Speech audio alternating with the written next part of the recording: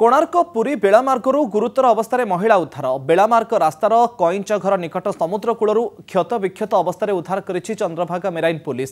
गुरुतर महिला कोणार्क डाक्तरखाना भर्ती होइछन्ति। महिलांकर मुंड गला आखिरे गभीर क्षत रही। महिला गुरुतर अवस्था कोणार्करू भुवनेश्वर को स्थानांतर करा जायछि।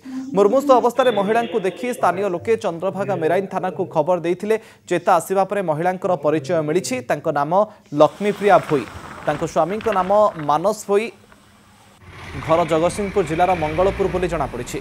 दुर्बृत्त माने एक ऑटोरे आनी एभली कांड घटाई प्राथमिक तदंतरू जनापड़ी। गुरुतर महिला को उद्धार कला चंद्रभागा मेराइन पुलिस।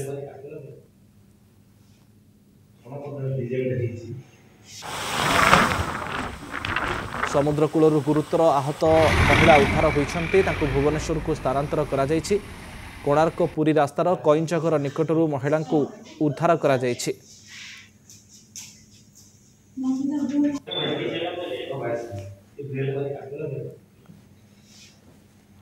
तांको परिचय मध्य मिलिछि। कोणार्क समुद्रकूल गुरुतर आहत महिला उद्धार।